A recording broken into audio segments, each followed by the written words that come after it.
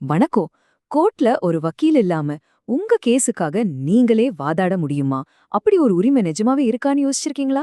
இது வெறும் சினிமால வர்ற சீன் மட்டும் இல்லங்க. இது நம்மளோட ஒரு முக்கியமான உரிமை. வாங்க, இத பத்தி தான் நம்ம இன்னைக்கு ரொம்ப டீடைல்டா பார்க்க போறோம். நம்மள பல பேர் படங்கள்ல பார்த்திருப்போம். ஹீரோவே தனக்காக உணர்ச்சிபூர்வமா வாதாடுவாரு. ஆனா நிஜ வாழ்க்கையில இது நடக்குமா? முடியும். அது நம்மளோட ஒரு அடிப்படை உரிமைங்க. இந்த உரிமை எங்கிருந்து வந்துச்சு, இதோட பின்னணி என்னன்னு கொஞ்சம் ஆழமா பார்க்கலாம் வாங்க. சரி, இந்த உரிமை எங்கிருந்து வந்துச்சு? இது ஏதோ நம்ம ஊர்ல மட்டும் இருக்கிற விஷயம் கிடையாது. இதுக்கு உலகளாவிய அங்கீகாரம் இருக்கு. ரொம்ப ஆழமான சர்வதேச வேர்கள் இருக்கு. வாங்க, அதோட அடித்தளத்தை முதல்ல பாப்போம். சட்டப்படி பாத்தீங்கன்னா இப்படி தனக்காக வாதாடுறவங்கள ஒரு பேர் சொல்லி கூப்பிடுவாங்க. Party in person. இது ஒரு சர்வதேச அளவுல பயன்படுத்தப்படுற ஒரு டெக்னிக்கல் டேர்ம். இந்த வார்த்தையை நல்லா ஞாபகம் வச்சுக்கோங்க, ஏன்னா இதை நம்ம அடிக்கடி யூஸ் பண்ணுவோம்.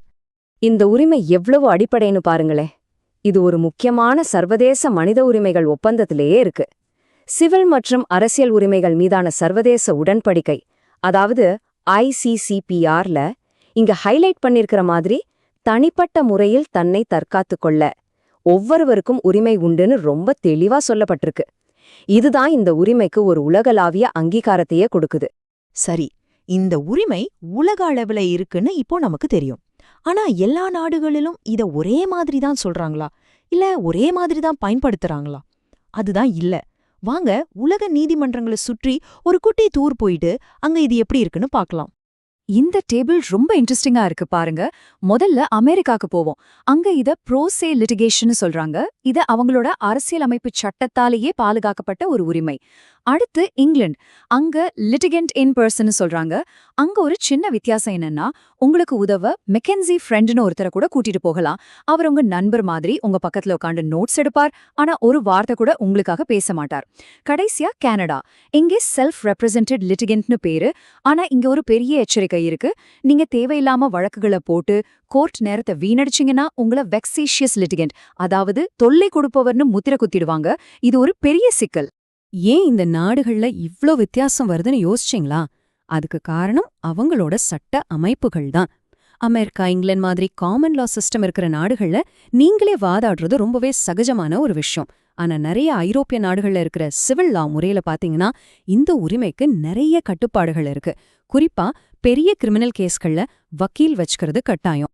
சரி, உங்களுக்கு உரிமை இருக்கு, நீங்க கோர்ட்டுக்கு போறீங்க, எல்லாம் ஈஸியா முடிஞ்சிடுமா?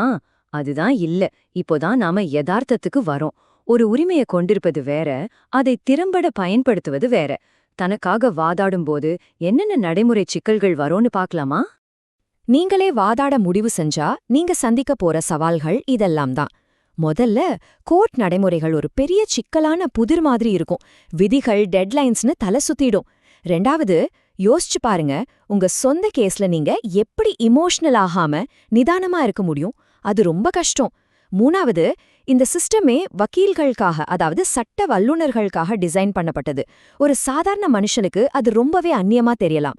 கடைசியா, நீங்க செய்யற சின்ன சின்ன தவறுகள் கூட உங்களுக்கு பெரிய பிரச்சனைய உருவாக்கலாம். ஏன், நீதிபதிக்கே உங்க மேல ஒரு தப்பான அபிப்பிராயம் வரக்கூட வாய்ப்பிருக்கு. கொஞ்ச நேரத்துக்கு முன்னாடி கனடாவை பத்தி பேசும்போது வெக்ஸேஷியஸ் லிட்டிகென்ட்னு ஒரு வார்த்தை சொன்னேன், ஞாபகம் இருக்கா? அதுதான் இங்க இருக்கிற மிகப்பெரிய ஆபத்து. கோர்ட்டோட நேரத்தை நீங்க தேவையில்லாம வீணடிக்கிறீங்கன்னு நீதிபதி நினைச்சிட்டா உங்களுக்கு தொல்லை கொடுப்பவர்னு ஒரு முத்திரை குத்திடுவாங்க. அதுக்கப்புறம் நீங்க கோர்ட் பக்கம் போறது ரொம்ப கஷ்டமாயிடும். சரி, இப்போ நாம எல்லாத்தையும் பார்த்துட்டோம். இதோட பெரிய பிக்சர் என்ன? இந்த உரிமை உண்மையிலேயே எல்லாருக்கும் நீதியை கொண்டு சேர்க்குதா, இல்ல இதுல வேற ஏதாவது சிக்கல் இருக்கா?